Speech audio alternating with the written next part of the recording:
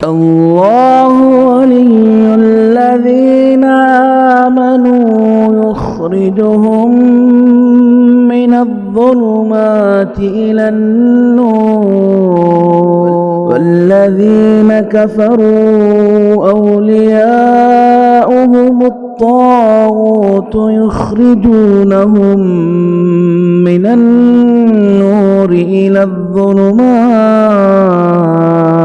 السلام علیکم ورحمۃ اللہ وبرکاتہ. بسم اللہ الرحمن الرحیم. الحمدللہ والصلاة والسلام علی رسول اللہ. اما بعد. محترم بھائیوں، بزرگوں، نوجوان ساتھیوں، پیارے بچوں، ماں اور بہنوں، 12ویں پارے کی تفسیر خلاصہ آپ کے سامنے پیش کیا جا رہا ہے. 12ویں پارے کے آغاز میں اللہ تبارک و تعالی نے اپنی قدرت کاملہ کا ایسا نمونہ پیش کیا ہے کہ دنیا کے اندر ایسی کوئی مثال آپ کو دوسری کتابوں میں نظر نہیں آئے. اللہ سبحانہ و تعالیٰ نے کہا وَمَا مِن دَابَّةٍ فِي الْأَرْضِ إِلَّا عَلَى اللَّهِ رِزْقُهَا.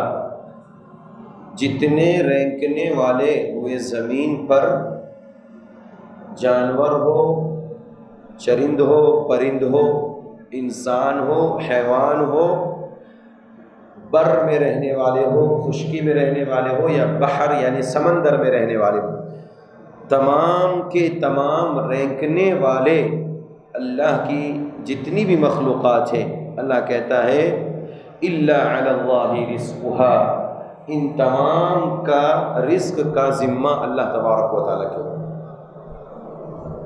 میں اس کی تفصیل تو میں ایک جمعہ کے خطبے میں کر چکا ہوں اور پچھلے دروس میں بھی یہ بات گزر چکی. اتنی عظیم یہ آیت کریمہ ہے اللہ تبارک و تعالیٰ کی قدرت پہ.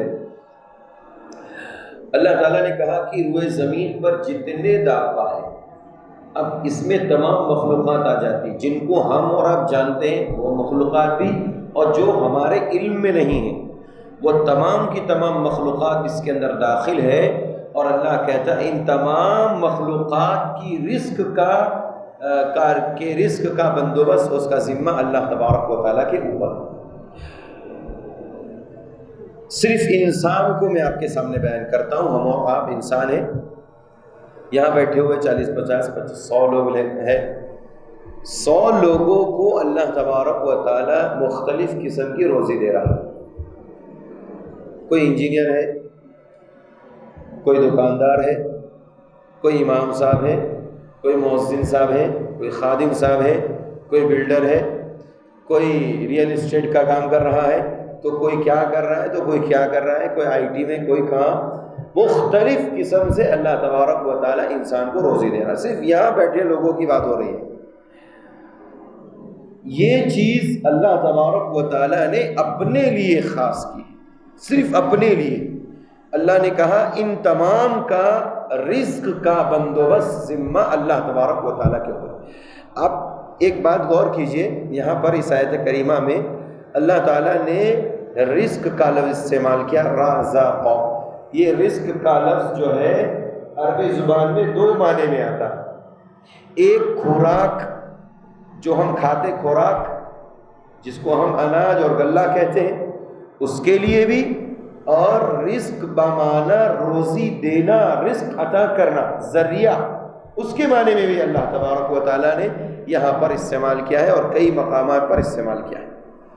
مما رزقناکم، اللہ قرآن مجید کے اندر مختلف مقامات پر کہتا ہے جو تمہیں اللہ نے رزق دی.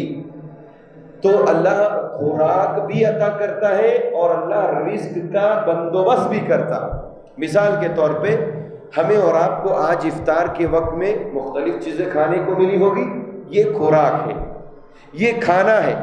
یہ جس ذریعے سے ہمیں ملا ہے، جس کام سے ہمیں ملا ہے، یہ بھی رزق ہے، یہ بھی رزق کے اندر داخل ہے. اللہ تبارک و تعالیٰ کہتا ہے روئے زمین پر جتنی مخلوقات ہیں، ان تمام کی تمام مخلوقات کی خوراک کا بھی ذمہ ہے، اور ان تمام مخلوقات کے ملنے کا، جو خوراک ملنے کا ذریعہ ہے، وہ بھی اللہ تبارک و تعالیٰ کے اوپر ہے. گائے بھینس جانور کیا کھاتے ہیں؟ گھاس کھاتے ہیں. ان کو یہ گھاس جو ہے یہ خوراک ہے. یہ کہاں سے ملتا ہے؟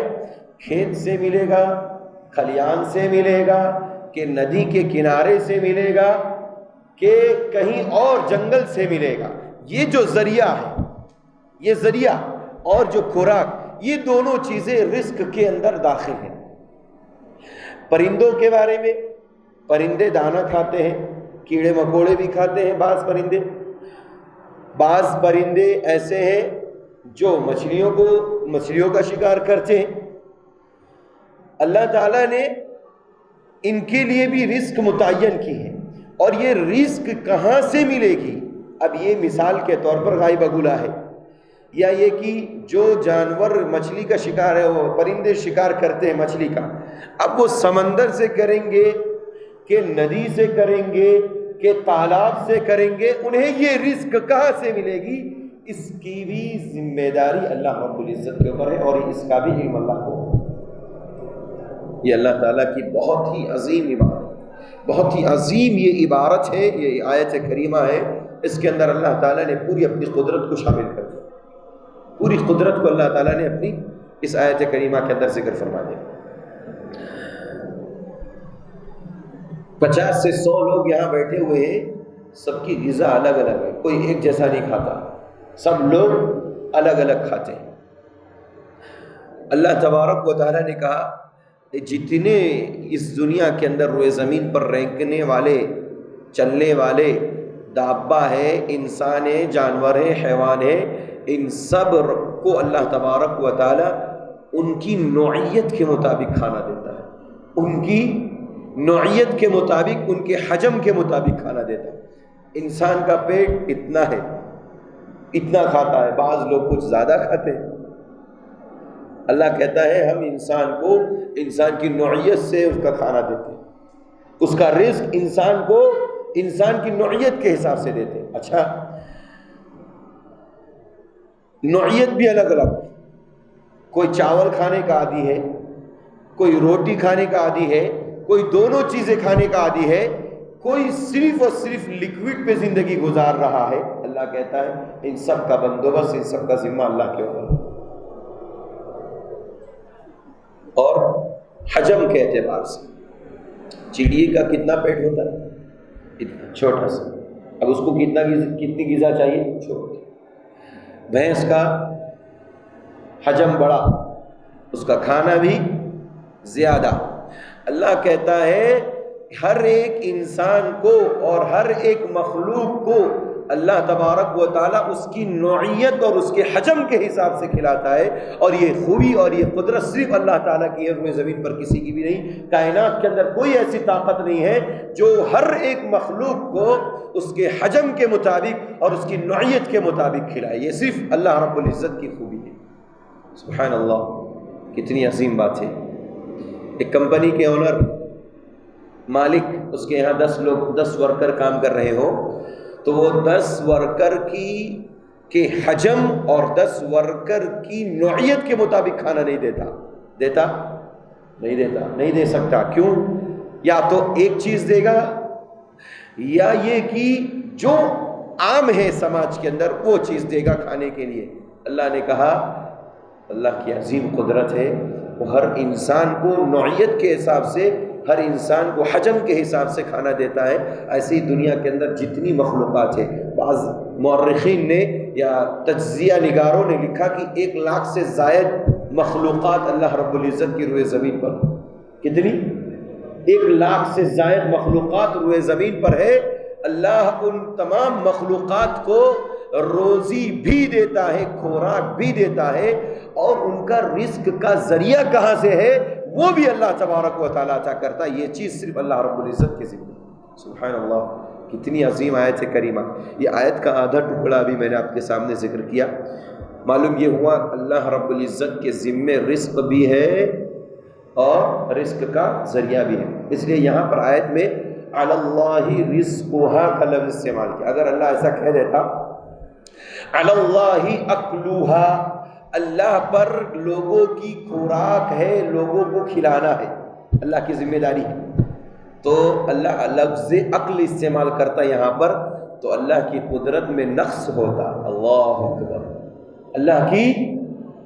اللہ کی قدرت میں نقص آتا. کیوں؟ اللہ نے لفظ رزقہ کا لفظ استعمال کر کے دونوں چیزوں کو ذکر کیا. اور میں نے بتا دیا کہ لفظ اکلا کے اندر اور عقل کے اندر صرف کھانا ہے. چاول، گیہوں، دال، روٹی، سبزی، بریانی، یہ وہ جتنے کھانے ہیں وہ عقل کے اندر داخل ہیں. لیکن لفظ رزقہ کے اندر، رزق کے اندر کھانا بھی ہے، رزق کا ذریعہ بھی ہے. اس لیے اللہ نے لفظ اکلا کا لفظ استعمال نہیں کیا، بلکہ کیا استعمال کیا؟ لفظ رزق استعمال کیا. یہ اللہ رب العزت کی کمال کی سب سے بڑی دلیل ہے اور اللہ کی قدرت کی سب سے عظیم دلیل ہے. قرآن مجید کو اس لیے غور و فکر سے پڑھنا چاہیے. اللہ کی قدرت کی ایک اور مثال آگے کی اسی آیت کے آگے والے جملے میں کہا گیا وَيَعْلَمُ مُسْتَقَرَّهَا وَمُسْتَوْدَعَهَا. اللہ انسان، جانور، جتنی روئے زمین پر مخلوقات ہیں، ان کے مستقر کو بھی جانتا ہے، ان کے مستودع کو بھی جانتا ہے. اللہ اکبر. یہ مستقر اور مستودع کیا ہے؟ مفسرین نے کئی ایک معنی مستقر اور مستودع کے ذکر کیے ہیں. میں آپ کے سامنے 2 یا 3 ذکر کروں گا اور راجح بات ذکر کروں گا. پہلا، مستقر کا معنی ماں کا رحم، اور مستودع کا معنی باپ کا صلب، یعنی باپ کی صلب، باپ کی پیٹھ. یہ ایک معنی مفسرین نے ذکر کیا. اس اعتبار سے معنی یہ ہوا اللہ تبارک و تعالی دنیا میں جتنی مخلوقات ہیں تمام مخلوقات کے رحم کو بھی جانتا ہے. اور اللہ تعالی مستودع یعنی باپ کا جو صلب ہے، جہاں سے منی کا خروج ہوتا ہے، اللہ کہتا ہے اس کو بھی جانتا ہے. روئے زمین پر جتنی مخلوقات ہے تمام مخلوقات کے مستودع کو بھی جانتا ہے کہ اس کا باپ کون ہے اور اس کی پیدائش اور اس کی دنیا میں تخلیق کیسے ہوئی. اللہ، یہ ایک معنی. دوسرا معنی مستقر کا معنی ہے کہ چل کر کے آدمی سیر کر کے کہیں پہنچ جائے. مثال کے طور پر ہم حیدرآباد سے چل کر کے دلی پہنچ گئے تو یہ مستقر ہے. دلی پہنچنا کیا ہے؟ مستقر ہے. اب مستقل وہیں رہنا ہو تو سفر کے لیے نہیں، سیر کر کے آدمی جہاں پہنچ جائے مستقل اپنا ٹھکانہ بنا لے، وہ مستقر ہے. اور مستودع کا معنی جہاں انسان وہاں پہنچنے کے بعد جہاں وہ دفن ہونے والا ہے جس جگہ پر، وہ مستودع ہے. اس اعتبار سے روئے زمین پر جتنی مخلوقات ہیں ان تمام مخلوقات کی سیر کو، ان کی منتہا کو اور ان کی آخری حد پیدل چل کر کے، اڑ کر کے، جو بھی جس طرح سے بھی جاتا ہے، جو بھی مخلوقات جس طرح جاتی ہے، ان کے مستقر کو بھی اللہ تبارک و تعالی جانتا ہے. اور وہ جہاں دفن ہونے والے ہیں، جہاں مرنے والے ہیں، جہاں وہ راکھ ہونے والے ہیں، اللہ ان کا مستودع بھی جانتا ہے. سب سے راجح بات اور راجح معنی کیا ہے؟ امام شوکانی رحمہ اللہ نے امام حاکم رحمہ اللہ کی ایک حدیث سے، صحیح حدیث سے استدلال کرتے ہوئے انہوں نے کہا سب سے بہترین اور راجح معنی اس کا یہ ہے کہ مستقر کا معنی رحم مادر، مستقر کا معنی رحم مادر، ماں کا رحم، اور مستودع کا معنی دفن کرنے کی جگہ، جہاں اس کو مرنے کے بعد دفن کیا جائے. یہ سب سے راجح معنی. اب اس معنی کے اعتبار سے میں تفسیر کر رہا ہوں اور معنی کی وضاحت کر رہا ہوں. اللہ تبارک و تعالیٰ نے کہا اللہ روئے زمین کی تمام مخلوقات، چاہے وہ چھوٹی ہو یا بڑی ہو، بری ہو یا بحری ہو، سمندر میں رہنے والی یا خشکی میں، انسان کی شکل میں ہو یا ہواؤں میں اڑنے والی ہو، روئے زمین پر جتنی مخلوقات ہیں ان تمام کے رحم مادر کو بھی اللہ جانتا ہے. اور یہ مر کر کے کس زمین میں دفن ہونے والے ہیں، ان تمام مخلوقات کی اللہ تبارک و تعالی دفن کی جگہ کو بھی جانتا ہے. اللہ، انسان کہاں سے پیدا ہوتا ہے؟ ماں کے پیٹ سے. ہاں، صرف انسان اس انڈیا کے اندر کتنے ہیں؟ 135 کروڑ. 135 کروڑ جو دنیا میں وجود میں آئے، ان میں خواتین بھی ہیں وہ بھی بغیر اس کے تو نہیں آئے۔ اللہ تبارک و تعالیٰ کہتا ہے یہ تو خالی 135 کروڑ ہے، دنیا میں جتنے انسان ہیں ان تمام کے رحم مادر کو اللہ جانتا ہے وہ اپنے ماں کے پیٹ میں کیسا تھا، کس طرح سے تھا، کیسے تھا، اس کی کیفیت کیسی تھی، اس کو رزق کیسے پہنچایا گیا، اللہ تبارک و تعالیٰ اس کو جانتا ہے۔ یہ ایک انسان کی مثال میں نے آپ کے ساتھ، مرغی کو دیکھے نا، مرغی کا رحم مادر کیا ہے؟ جی، مرغی کا رحم مادر کیا ہے؟ انڈا۔ کیا ہے؟ انڈا۔ اللہ تبارک و تعالیٰ کہتا ہے ہم روئے زمین کی تمام مخلوقات کے رحم مادر کو جانتے ہیں، مستقر کو جانتے ہیں۔ اس اعتبار سے صرف مرغی نہیں، جتنی مخلوقات جو انڈے سے پیدا ہوتی ہے ان تمام کا رحم مادر کیا ہے؟ انڈا ہے۔ اللہ کہتا ہے اس کو بھی ہم جانتے ہیں۔ اللہ اکبر، کیا اللہ کی قدرت ہے، کتنی عظیم قدرت ہے۔ یہ مستقر کی بات ہوئی، اور مستودع اللہ کہتا ہے یہ جتنی مخلوقات مرنے کے بعد جہاں دفن ہونے والی ہے اس کا علم بھی اللہ تبارک و تعالیٰ ہے۔ انسان کو مرنے کے بعد کہاں دفن کیا جاتا ہے؟ قبرستان میں۔ انسانوں کو تو معلوم ہے قبرستان میں دفن کیا جاتا ہے، حیوان کو کہاں دفن کیا جاتا ہے؟ جی نہیں وہاں۔ اب اس کا علاج اگر نہ کیا جائے تو، اگر ایک کتا ہمارے سماج میں مر جائے، ایک جانور مر جائے اور اس کا علاج ہمارے سماج سے، ہمارے محلے سے نہ کیا جائے تو پھر اس کا حشر کیا ہوگا؟ جی، پوری دنیا کے اندر، پورے سماج کے اندر بیماری پھیل جائے گی، اور اس کا ٹھکانہ، اس کی آخری انتہا یا تو جنگلات ہے، یا یہ کہ ان پرندوں کا، ان درندوں کا وہ کھانا ہے جو نوچ کر کے اسے ختم کر دیتے، اور پھر وہ گل کر کے سڑ گل جاتا ہے اور مٹی میں مل جاتا ہے۔ اللہ کہتا ہے ہم تمام روئے زمین کی مخلوقات کا مستقر جانتے ہیں، کہاں دفن ہونے والا۔ یہ تو 2 مخلوق کی بات کی ہے، ویسے اللہ نے اتنی ساری مخلوقات روئے زمین پر پیدا کی۔ مچھلی کا مستقر کیا ہے؟ مچھلی کا مستقر کیا ہے؟ مچھلی مرنے کے بعد کہاں جاتی ہے؟ ہمارے پیٹوں میں جاتی ہے۔ اب ایسی میں اگر مخلوقات کو گنانے لگوں تو وقت ختم ہو جائے گا۔ یہ ایک آیت کریمہ کا اللہ رب العزت نے یہاں پر ذکر کر کے اس کا اتنا بہترین انداز میں تذکرہ کیا۔ اللہ کی قدرت کو کوئی نہیں پہنچ سکتا۔ اللہ کامل ہے، اللہ مستقر کو بھی جانتا ہے، مستودع کو بھی جانتا ہے، اور تمام کے بارے میں اللہ نے آخر میں کہا کل فی کتاب مبین، یہ سب چیزیں کتاب مبین یعنی لوح محفوظ کے اندر اللہ نے لکھ دی ہے۔ آگے اللہ تعالیٰ نے کہا اللہ کون ہے، اللہ کی قدرت کیا، جس نے آسمان و زمین کو 6 دنوں میں پیدا کیا۔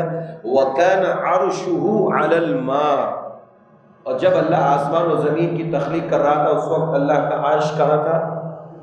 پانی کے اوپر۔ معلوم یہ ہوا روئے زمین سے بھی پہلے کیا تھا؟ پانی تھا، اور پانی کے اوپر اللہ تبارک و تعالیٰ کا عرش تھا۔ اللہ تبارک و تعالیٰ کے اس فرمان کی تائید حدیث سے بھی ہوتی ہے۔ صحیح بخاری کے اندر اللہ کے نبی صلی اللہ علیہ وسلم نے فرمایا انسانوں کی تخلیق سے 50,000 سال پہلے اللہ تبارک و تعالیٰ کا عرش پانی کے اوپر تھا۔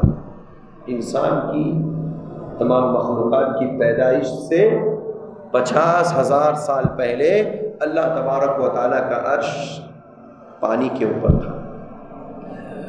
چاہیے یہ جو پوری دنیا اللہ رب العزت نے پیدا کی ہے، کیوں پیدا کی؟ بیکار، بے مقصد ایسے ہی دیکھتے رہو، ہاں بہت اچھا آسمان ہے، دیکھتے رہو زمین اچھی ہے، بس ایسے ہی نہیں۔ اللہ نے کیا کہا؟ لِيَبْلُوَكُمْ أَيُّكُمْ أَحْسَنُ عَمَلًا۔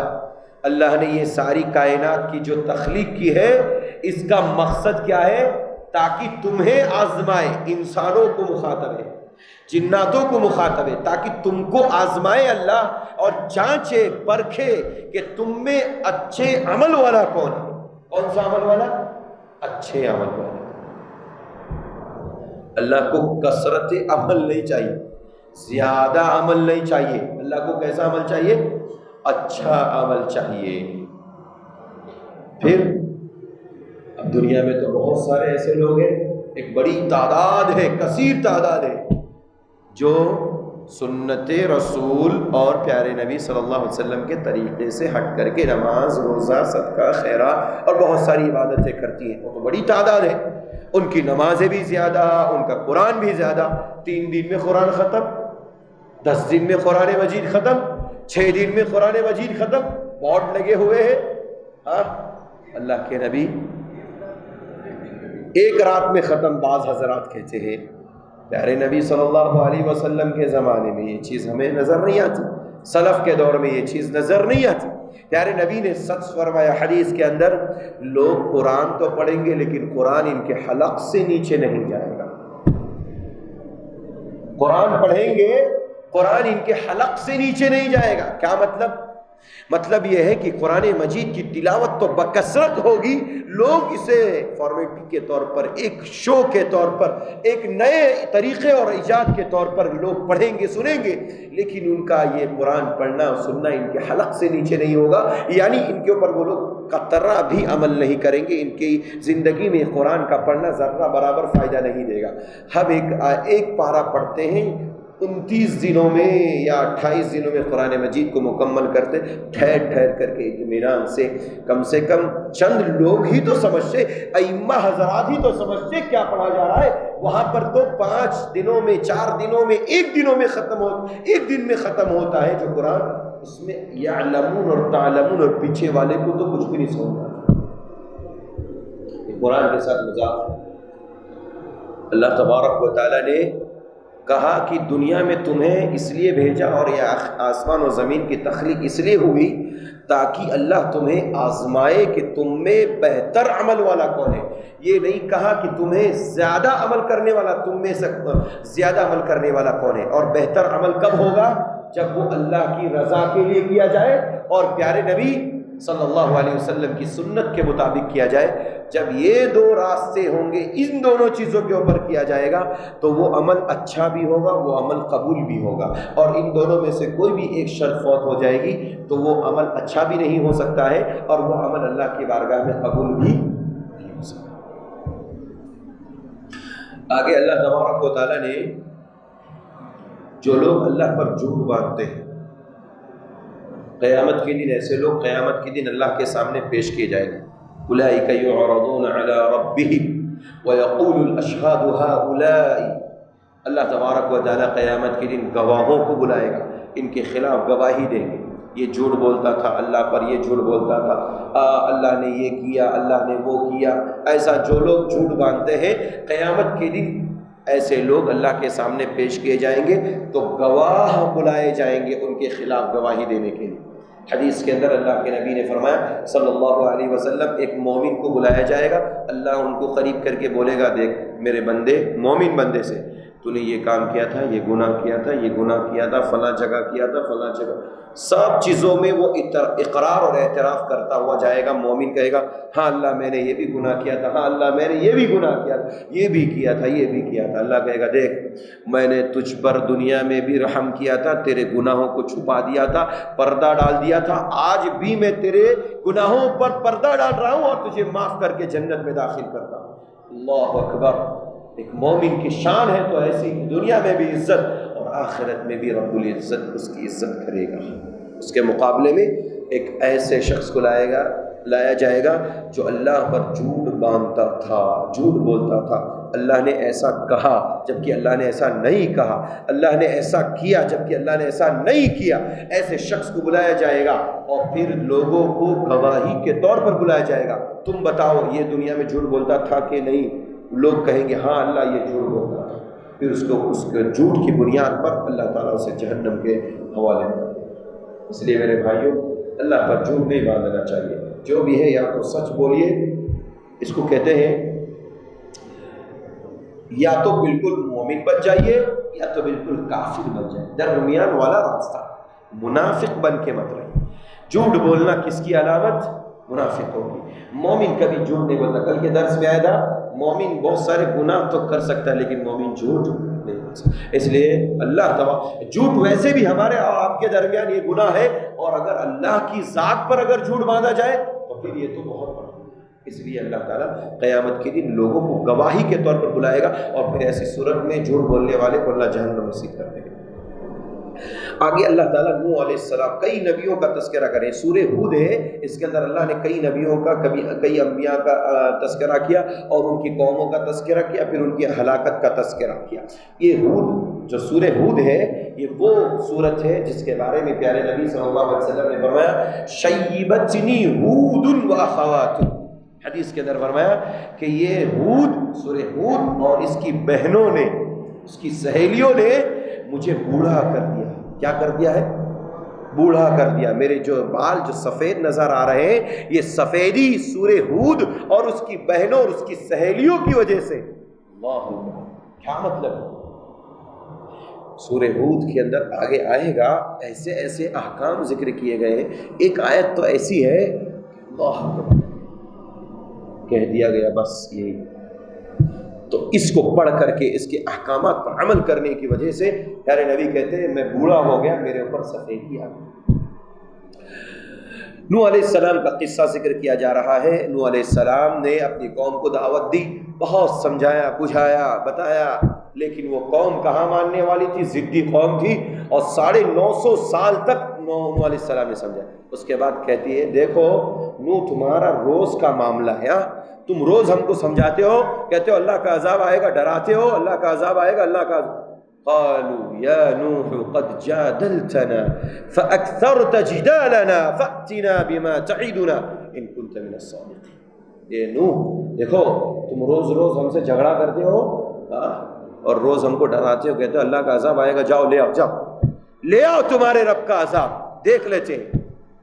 یہ جری قوم تھی، اللہ کی نافرمان قوم، اس نے مطالبہ کر دیا لے آؤ تمہارا عذاب، تمہارے رب کا عذاب لے آؤ اگر تم سچے ہو۔ وَلَا يَنْفَعُكُمْ نُصْحِي إِنْ أَرَدْتُ أَنْ أَنْصَحَ لَكُمْ۔ نوح علیہ السلام کہتے ہیں میری نصیحت نے اس قوم کو ہدایت نہیں دی، سمجھایا نہیں، ان کو کوئی فائدہ نہیں دیا، میں ان کو رات دن سمجھاتا رہا اور چلتے پھرتے سمجھاتا رہا، لیکن یہ قوم نہیں مانی۔ اللہ نے حکم دے دیا اچھا ٹھیک ہے نوح، انہوں نے اب مطالبہ کر لیا ہے نا، تم اب کشتی بناؤ، تم کشتی بناؤ، ہماری نگرانی میں، ہماری آنکھوں کے سامنے تم کشتی بناؤ۔ نوح علیہ السلام کوئی کشتی بنانے والے نہیں تھے، ان کو کبھی ایسا موقع نہیں آیا کہ انہوں نے کشتی بنائی، لیکن اللہ رب العزت کے فیصلے اور حکم کی بنیاد پر کشتی بنانے لگے۔ کشتی وَيَصْنَعُ الْفُلْكَ وَكُلَّمَا مَرَّ عَلَيْهِ مَلَأٌ مِّن قَوْمِهِ سَخِرُوا مِنْهُ، ہر ایک وہاں سے گزر بغیر پانی کے کشتی کہاں چلائے گا؟ نوح پاگل ہو گیا ہے، نعوذ باللہ، یہ کشتی کہاں چلائے گا؟ سخروا من، ہر کوئی گزرنے والا ان کا مذاق اڑا تھا، یہ نوح اتنی بڑی کشتی بنا کر کہاں چلائے گا؟ ان کو کچھ عقل و خل نہیں ہے، نعوذ باللہ، نبی کا مذاق اڑا، اللہ کے فیصلے کا مذاق۔ اللہ تبارک و تعالی نے نوح علیہ السلام سے کہا اب تم کشتی میں سوار ہو جاؤ، اور جتنے تمہارے اوپر ایمان لانے والے 80 لوگ تھے غالباً بعض مفسرین کے کہنے کے مطابق، اور ہر ایک مخلوق کا ایک جوڑا اپنے ساتھ کشتی کے اندر سوار تھا۔ اب اس قوم کی ہلاکت اور تباہی کا دن آنے والا ہے۔ چنانچہ اللہ تبارک و تعالیٰ نے آسمان سے بارش کو جاری کر دی، زمین سے چشمے ابلنے لگے، دھیرے دھیرے ایسا پانی روئے زمین پر آیا، اتنا پانی کہ دیکھتے ہی دیکھتے وہ جو کشتی زمین پر ٹھہری تھی وہ تیرنے لگی، اور سارے کے سارے لوگ دھیرے دھیرے ڈوبنے لگے، آہستہ آہستہ ڈوبنے لگے۔ باپ کی ممتا بیٹے کے تعلق سے، کیسا بھی بیٹا ہو، کافر تھا مشرک تھا، لیکن باپ کی محبت اپنے بیٹے کے تعلق سے، نوح علیہ السلام اپنے بیٹے کو کہتے ہیں یا بنی ارکب معنا ولا تکن مع الکافرین، میرے بیٹے ہمارے ساتھ سوار ہو جا، مسلمان ہو جا، سوار ہو جا اس کشتی میں، ولا تکن مع الکافرین، تو کافروں میں سے مت ہو جا۔ کیا کہتا ہے جری بیٹا، اپنے باپ کا نافرمان بیٹا کیا کہتا ہے؟ قال سآوی الی جبل یعصمنی من الماء قال لا عاصم اليوم من امر اللہ۔ بیٹا کہتا ہے میری فکر مت کرو، باپ کو کہتا ہے میری فکر مت کرو، وہ جودی پہاڑی پر چلا جاؤں گا، اتنی اونچی ہے وہ جودی پہاڑی، اس کے اوپر اور دوسری پہاڑی کے اوپر چلا جاؤں گا، پہاڑ کے اوپر چلا جاؤں گا، وہاں اللہ کا یہ بھیجا ہوا پانی مجھے تباہ نہیں کر سکتا، مجھے کچھ نہیں کر سکتا۔ قال لا عاصم اليوم من امر اللہ۔ ابا جان نوح علیہ السلام نے نصیحت کرتے ہوئے کہا بیٹے یہ ایسا پانی ہے آج کوئی بچانے والا نہیں ہے، یہ پانی آج تھمنے والا نہیں ہے، ایک بھی مشرک کو روئے زمین پر چھوڑنے والا نہیں، بیٹے اس کی موج تلا تم خیز اور یہ زبردست موجیں پہاڑوں کے برابر، پہاڑوں کے برابر ایک ایک موج تھی، یہ آج کسی کو بھی نہیں چھوڑنے والی۔ بیٹا نہیں مانا، موج آئی ادھر سے اور زبردست تھپیڑوں والی پانی کی موج آئی اور آن کے آن میں پہاڑ پہ کھڑا ہو گیا تھا بیٹا، اس کو غرق کر دیا، ہلاک کر دیا۔ ابا ہے، باپ ہے، بیٹے کے تعلق سے دل میں درد اور تکلیف ہے، مشرک ہے بیٹا، کافر ہے، ڈوبتا ہوا اپنے آنکھوں کے سامنے دیکھ۔ ونادى نوح ربه فقال رب ان ابنی، نوح علیہ السلام سے رہا نہیں گیا، اسی کشتی میں اپنے رب سے دعا کر دی، پروردگارا میرا بیٹا، پروردگارا میرا بیٹا ہے، میرے گھر سے تعلق رکھتا ہے، میرے خاندان سے، میرا خون کا ٹکڑا ہے، وہ میرا نطفہ ہے، میرے خاندان سے تعلق رکھتا ہے، میرے اہل سے ہے، تیرا وعدہ سچا ہے پروردگار، وانت احکم الحاکمین۔ دعا کیوں کی؟ بیٹے کو بچانے کے لیے، پروردگارا میرا بیٹا ہے، میں نہیں ڈوبتے ہوئے نہیں دیکھنا چاہتا۔ اللہ نے کہا دیکھو نوح، قال یا نوح انہ لیس من اہلک، وہ تیرے گھر میں سے نہیں تھا، تیرے خاندان میں سے نہیں تھا، نوح انہ عمل غیر صالح، تیرے بیٹے کا عمل بالکل غیر صالح تھا، اچھے عمل والا نہیں تھا، یہ مشرک تھا، یہ موحد نہیں تھا، اللہ کو ماننے والا نہیں تھا۔ اور سن لے آئندہ اگر اس طرح کی بحث کی اور مانگ کی تو تم ظالموں میں سوچو۔ نبی کو ڈانٹ، نبی کو بھی اللہ کی طرف سے زبردست دھمکی، اگر اپنے بیٹے اور اپنے خاندان کے مشرک کے بارے میں سوال کیا جس کے بارے میں رب کا فیصلہ ہو چکا ہے تو پھر تم ظالموں میں سوچو۔ قال رب انی اعوذ بک ان اسألک، پروردگارا میں معافی چاہتا ہوں۔ نوح علیہ السلام کیا کہتے ہیں؟ پروردگارا غلطی ہوئی مجھ سے، مجھے مسئلہ علم نہیں تھا کہ مشرک کے بارے میں سوال نہیں کرنا چاہیے، معافی چاہتا ہوں۔ اللہ تعالیٰ نے تمام قوم کو تہس نہس کر دیا۔ پھر ایک جگہ پر اللہ تعالیٰ نے پورا پانی جب ختم ہو گیا اس کے بعد کہا کہ سب لوگ آرام سے اطمینان سے اس روئے زمین پر آباد ہو جاؤ، پھر دوبارہ قائم ہو جاؤ۔ اس کے بعد نوح علیہ السلام کا انتقال ہو جائے۔ اس کے بعد ایک قوم اور آتی ہے جن کو قوم ہود کہتے ہیں، یہ قوم بھی بڑی جری تھی۔ ہود علیہ السلام برابر سمجھاتے رہے، بتاتے رہے، فضائل بتاتے رہے کہ دیکھو تم اللہ سے مانگو گے، استغفار کرو گے تو آسمان سے بارشیں نازل ہوں گی، تمہاری رزق میں اضافہ ہوگا، لیکن یہ قوم کو اچھائی اور بھلائی ہضم نہیں ہو رہی تھی۔ تو کیا کہتے ہیں؟ قالوا یا ہود انا قد اے نوح، اے ہود سنو، قد جئتکم بآیۃ، تم اگر لانا چاہتے ہو اپنے رب کی جانب سے نشانی تو لا لو، تم اپنے رب کی جانب سے کچھ پہچان اور نشانی، بڑی نشانی لانا چاہتے ہو، عذاب کی شکل میں، کسی بھی شکل میں لا کر کے پیش کر دو، ہم تیری بات ماننے والے نہیں ہیں۔ ہود علیہ السلام کی قوم نے بھی انکار کر دیا۔ اللہ نے کہا ٹھیک ہے جانے دو، ہود ان کو مت سمجھاؤ، اب ان کا عذاب پکا ہو چکا ہے۔ اللہ تبارک و تعالیٰ نے ان کو بھی زبردست چیخ و پکار کے ذریعے ہلاک کر دیا۔ صالح علیہ السلام کا تذکرہ ہوا، صالح علیہ السلام نے بھی اپنی قوم کو سمجھایا بجھایا، کہا کہ میری قوم کے لوگوں اللہ کو مان لو۔ صالح علیہ السلام سے قوم کے لوگ کیا کہتے ہیں معلوم ہے؟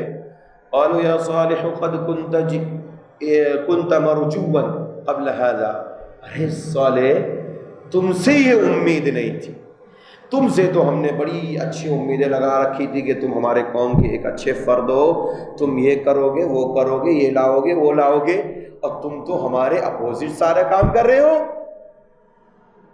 کنت مرجوا، تم سے امیدیں تھی، بہت ساری امیدیں تھی، تم یہ کام کرتے، لیکن تم تو سب کچھ ہمارے اپوزٹ میں کر رہے ہو. تم کہتے ہو ہم اپنے معبودوں کو، جو ان کو پوجا کرتے تھے، جن کی معبودوں کی عبادت کرتے تھے، تم کہتے ہو ان کو چھوڑ دو. یہ کیسے ممکن ہے؟ نہیں ہو سکتا. آج کل لوگ کہتے ہیں نا، اچھے بھلے لوگ جب لوگوں کو تبلیغ کرتے، دعوت دیتے، اسلام کی دعوت دیتے، بلاتے ہیں ان کو اسلام سے قریب کرنا، ارے تم سے یہ امید نہیں تھی، تم ایسا کرو گے ہمارے ساتھ، تم ہمارے سامنے کھڑے ہو کر کے ہم کو اچھائیاں بھلائیاں بتاؤ گے. کل تک تو تم ہمارے ساتھ کھیل رہے تھے، اور آج جو ہے منبر رسول سے تم یہ بتاتے ہو. یہی صالح علیہ السلام کی قوم نے صالح علیہ السلام سے کہا، ارے صالح تم سے یہ امید نہیں تھی، تم کل ہمارے ساتھ اٹھنے بیٹھنے والے، آج نبوت کا دعویٰ کرتے ہو، کہتے ہو اگر نہیں مانو گے تو اللہ کا عذاب آئے گا. تو تم ایک کام کرو، اللہ کی طرف سے ایک نشانی لیا. اونٹنی پہاڑ سے نکلی معجزے کے طور پر اللہ تعالیٰ نے، اور کہہ دیا دیکھو اس کو چھیڑنا نہیں اور اس کو پریشان نہیں کرنا، نہیں تو اللہ کا عذاب تمہارے اوپر پکا ہے. قوم کے لوگ کہاں ماننے والے، سرکش قوم تھی. فعقروها، اس کی پونچھیں کاٹ دی، ان کے پیر کاٹ دیے. جیسے ہی یہ کام کیا اللہ کا عذاب ان کے اوپر بھی چیخو پکار گیا، ان کو تہس نہس کر دیا. اس کے بعد ابراہیم علیہ السلام کا تذکرہ کیا جا رہا ہے. ابراہیم علیہ السلام کے پاس کچھ فرشتے آئے خوشخبری دینے کے لیے اور قوم لوط کو ہلاک کرنے کے لیے. یہ لوط علیہ السلام کون ہے؟ نبی ہے. ابراہیم علیہ السلام کے بھتیجے، رشتے میں بھتیجے لگتے، چچا بھی نبی اور بھتیجے بھی نبی، لیکن قوم بہت خطرناک جرم میں پھنسی ہوئی تھی. ابراہیم علیہ السلام کے ہاں بچے نہیں تھے. اللہ تبارک و تعالیٰ نے فرشتوں کو بھیجا، جاؤ دو کام لے کر کے جاؤ، دو خوشخبری لے کے جاؤ. ایک خوشخبری تو جا کر کے ابراہیم علیہ السلام اور ان کی بیوی کو دے دو کہ تمہیں اسحاق بھی ملنے والا ہے، اور اس کے بعد آپ کا پوتا یعقوب بھی ملنے والا ہے، جن کا سورہ یوسف میں تذکرہ ہوا، اور ان کے بعد یوسف علیہ السلام. ان کی خوشخبری دے دو. تو بیوی سامنے کھڑی تھی سارہ، یہ سارہ سے ہے، ہاجرہ سے نہیں. دو بیوی تھی نا، ہاجرہ سے اسماعیل ہے اور سارہ سے اسحاق علیہ السلام. تو بیوی کھڑی تھی، کہتی ہے عجز تو میں بوڑھی ہو چکی، میں بوڑھیا، سب ہڈیاں سب ختم ہونے لگی، کمزور ہو گئی. اَأَلِدُ وَأَنَا عَجُوزٌ وَهَذَا بَعْلِي شَيْخًا، میں خود بڑھیا اور بانجھ، اور میرا یہ شوہر ابراہیم یہ سفیدی کی عمر کو پہنچ چکے ہیں، انتہائی بڈھے ہو گئے ہیں، اب کہاں سے امید ہے. ہنس کر کے بولتی ہے. فضحکت، ہنسی وہ جب خوشخبری دی تو. ہنسنے کی ضرورت نہیں، تمہیں اس بات پر تعجب ہے اللہ تبارک و تعالیٰ کے ہاں اولاد دینے کا کوئی ٹائمنگ نہیں ہے. اللہ جب چاہتا ہے اولاد عطا کرتا ہے، جب چاہتا ہے اللہ تعالیٰ اولاد عطا کرتا ہے. اللہ تعالیٰ نے ان کو اس کے بعد کہا کہ دیکھو، جب یہ ابراہیم علیہ السلام مہمان نوازی میں بہت مشہور اور معروف تھے، اور بھنا ہوا بچڑا ان کے گھر میں رکھا ہوا. جیسے فرشتے خوشخبری دینے کے لیے آئے اور فوراً اٹھ کر کے گئے اور بچڑا ان کے سامنے جو بھنا ہوا گوشت تھا لا کر کے ان کے سامنے رکھ دیا. اب وہ فرشتے کہاں کھاتے، فرشتوں کو اس چیز کی حاجت ہی نہیں.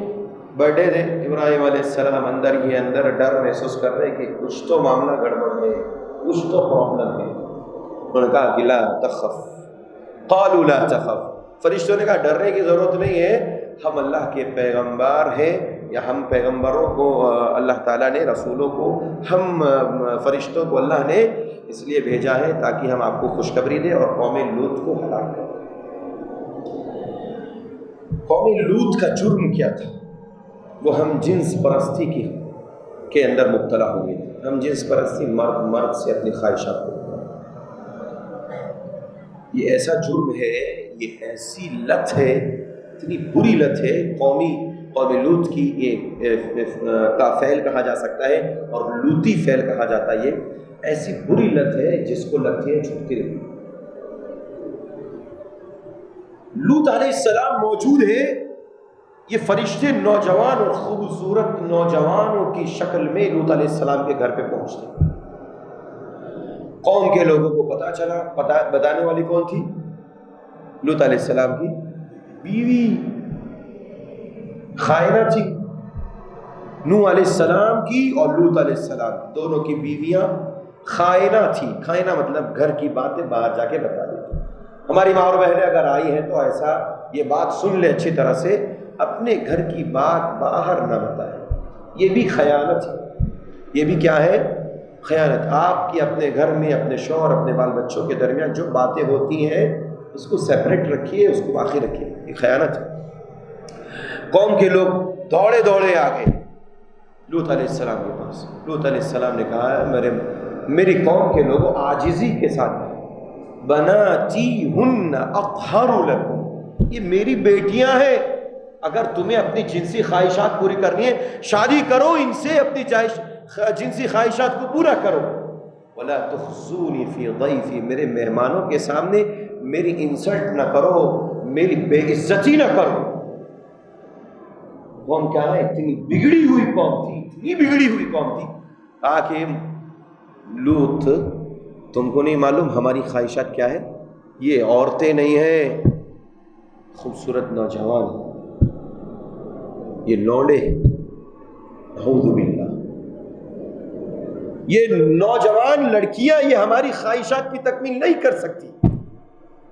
اللہ تبارک و تعالیٰ نے یہ نوجوانوں کی شکل میں جو بھیجا تھا، فرشتوں کو آزمائش کے لیے بھیجا تھا، خوبصورت نوجوان کو بنا کر کے بھیجا، یہ خوبصورت نوجوان بن کر کے آئے تھے اللہ کی طرف سے، یہ ان کے لیے آزمائش تھی۔ پھر بھی یہ قوم آگے بڑھی۔ لوط علیہ السلام اندر ہی اندر تکلیف محسوس کر، ارے کوئی تو ہے، ایک بندہ تو ہے تمہارے اندر سے، کوئی تو کچھ سمجھداری رکھنے والا، رجل رشید، جس کو کہا سمجھدار، ذرا عقل سے کام لو۔ اللہ کے بندو، میرے مہمان ہیں، تو میرے مہمان کے سامنے تم میری بے عزتی نہ کرو۔ لوط علیہ السلام نے سمجھایا بجھایا، نہیں مانتے، ہماری خواہشات دوسری ہیں۔ اور فرشتوں نے کہہ دیا لوط گھبرانے کی ضرورت نہیں، یہ لوگ ہم سے قریب بھی نہیں ہو سکتے، یہ ہم سے قریب بھی نہیں ہو، گھبرانے کی ضرورت نہیں، ڈرنے کی ضرورت نہیں، ان کا وقت آ چکا ہے، ان کا وقت آ چکا ہے، اب یہ دبوچے جائیں گے، اب یہ مارے جائیں گے، اور ایسی سزا ان کو دی جائے گی کہ رہتی دنیا تک اس سے پہلے کسی قوم کو نہیں۔ صبح کے وقت لوط علیہ السلام کو کہا کہ دیکھو آپ صبح ہونے سے پہلے اپنے گھر والوں کو، اپنے مسلمان لوگوں کو لے کر کے نکل جاؤ اس بستی سے، اور پیچھے مڑ کے مت دیکھنا، اور پیچھے جو رہنے والے ہیں ان کو چھوڑ دو۔ لوط علیہ السلام اپنی قوم کو صبح ہونے سے پہلے نکل گئے لے کر کے۔ اب اللہ کا حکم ہے فَجَعَلْنَا عَالِيَهَا سَافِلَهَا وَأَمْطَرْنَا عَلَيْهَا حِجَارَةً مِّن سِجِّيلٍ مَّنضُودٍ مُّسَوَّمَةً عِندَ رَبِّكَ وَمَا هِيَ مِنَ الظَّالِمِينَ بِبَعِيدٍ۔ اللہ کہتا آسمان سے پتھروں کی بارش نازل کی، پانی نہیں، قطرے نہیں، پتھر نازل ہوئے، بڑے بڑے پتھر اس قوم کے اوپر۔ پہلے تو اللہ نے ان کو زمین سے اٹھوایا، فرشتے نے ان کو پوری زمین کے ساتھ ان کو اٹھا لیا اوپر، اور اٹھانے کے بعد یہ جو چھت ہے، یہ اوپری حصہ جو زمین کا تھا اس کو الٹ دیا زمین کے اندر نیچے، اور جو زمین کا جو بیسک حصہ تھا اس کو اوپر کر دیا۔ ایسی سزا کسی قوم کو اس سے پہلے نہیں دی گئی۔ زمین سے ان کو پہلے اٹھایا، اوپر لے جایا گیا آسمان کی طرف، اور اس کے بعد اس الٹا زمین کے اندر ان کو دھسا دیا، پوری کی پوری قوم کو ایک بھی نہیں بچا۔ لوط علیہ السلام کی بیوی بھی اس میں شامل تھی، سب کو اللہ نے ہلاک کر دیا۔ اس کے بعد یہ قوم ایسا جرم کر رہی تھی، ایسا گھناؤنا جرم تھا کہ اس کی بو بھی روئے زمین کے اوپر نہیں ہونی چاہیے، لہذا آسمان سے اللہ نے آسمان سے پتھروں کی بارش نازل کر کے پوری زمین کو پاٹ دیا، اور ایسا اندازہ ہوتا تھا کہ یہاں پر کوئی زمین تھی ہی نہیں، یہاں پہ پہلے کوئی بستی آباد ہی نہیں تھی۔ ایسی سزا اس کو فجعلنا عالیہا، اور پتھر آتے تھے منضود، اللہ نے کہا مسومۃ عند ربک، نشان زدہ تھے، یہ اس کو لگنا ہے تو اسی کو لگتا تھا، اس کو لگنا ہے تو اسی کو، نشان زدہ پتھروں کی بارش بہت سخت۔ ابھی کل پرسوں کی بات ہے، بہار کے اندر زبردست برف باری ہوئی، فصل تباہ ہو گئی، کئی لوگ پریشان، زبردست بارش ہوئی، برف گرتا، برف کی بارش ہوئی، اور اس کو انسان برداشت نہیں کر سکتا، پتھروں کی بارش کیسے برداشت کرتا؟ یہ قوم ایسی تھی، اس کا جرم بہت خطرناک۔ اور اس کے بعد نبی اکرم صلی اللہ علیہ وسلم نے اپنی قوم کے لیے بھی یہ اندیشہ ظاہر کیا کہ مجھے ڈر ہے کہ میری قوم کے اندر بھی قوم لوط کا فعل، یعنی لوطی کام میری قوم کے اندر بھی پھیل جائے گا۔ اور آج بہت عام ہے۔ اور ایسے لوگوں کے بارے میں اسلام کا کیا فیصلہ ہے؟ فَاقْتُلُوا الْفَاعِلِ وَالْمَفْعُولِ، فاعل اور مفعول دونوں کو قتل کر دو، دونوں کو قتل دو، دونوں لوطی، جو کرنے والا کروانے والا دونوں ہیں، ان دونوں کو قتل کر دیا جائے۔ یہ اسلام کا فیصلہ، آخری اور حتمی فیصلہ۔ اس کے بعد شعیب علیہ السلام کا تذکرہ اللہ تعالیٰ نے کیا، ان کی قوم کا تذکرہ۔ شعیب علیہ السلام نے اپنی قوم کو سمجھایا، دیکھو بھائی تم لوگ یہ ناپ تول میں کمی کرتے ہو، یہ اچھی بات نہیں۔ قوم نے کیا کہا معلوم ہے؟ آج کل بھی وہ مسئلہ ہمارے سماج میں عام ہے۔ قالوا یا شعیب اصلاتک تأمرک ان نترک ما یعبد آباؤنا، اے شعیب تیری نماز یہی تجھے حکم دیتی ہے؟ کیا کہتے ہیں؟ قوم کیا کہتی ہے؟ شعیب تیری نماز تجھے یہ حکم دیتی کہ ہم اپنے آباء و اجداد کے معبودوں کو چھوڑ دیں؟ آج کل جب ہم کوئی اچھا کام کریں، نیک کام کریں، تو کہتے اچھا بڑا نمازی ہو گیا ہے نا، جب سے نماز پڑھنے تو کیا لگ گیا، لوگوں کو دن بھر جو ہے لوگوں کو تبلیغ کرتا ہوا نظر آ، گھر میں باہر اچانک کسی کے اندر تبدیلی آئے تو قوم کے لوگ، سماج کے لوگ، دوست معلوم ہے رہنے دے بھائی تو کیا تھا، 2-4 دن سے تو کیا نماز شروع کر دی، ہمیں ہر دن بولتا ہے نماز پڑھنے چلو، نماز پڑھنے، داڑھی تو کیا رکھ لی، ہر دن ہم کو ٹوکتے رہتا۔ یہ قوم، یہ ایسی ہی قوم تھی۔ شعیب علیہ السلام کیا کہتی ہے؟ ارے تمہاری نماز ہم کو یہ حکم دیتی ہے تم کو کہ ہمیں نماز سے، ہمارے معبودوں سے روک دے۔ دیکھو شعیب، قالوا یا شعیب ما نفقہ کثیر، یہ تمہاری باتیں جو ہے نا ہم کو زیادہ سمجھ میں نہیں آتی سب تھی، زبان ان کی، اور ان کی زبان میں دعوت و تبلیغ کرتے تھے۔ اس کے بعد کیا کہتے تھے؟ شعیب تمہاری باتیں ہمیں زیادہ تر سمجھ میں نہیں آتی، یہ ہیلا کرتے۔ آج لوگوں کو تبلیغ کیجئے، بتائیے، اور بہت ساری چیزوں کو، قرآن کے احکام کو، رسول اللہ صلی اللہ علیہ وسلم کی سنت اور اس کے احکام، تمہاری باتیں مجھے سمجھ میں نہیں آتی، بولتے نہیں بولتے، تمہاری باتیں سمجھ میں نہیں آتی۔ تو شعیب علیہ السلام کو بھی یہی کہا۔ اللہ نے کہا ٹھیک ہے ان کو چھوڑ دو، دیکھ لیتے پھر ان کے ساتھ کیا ہوتا ہے۔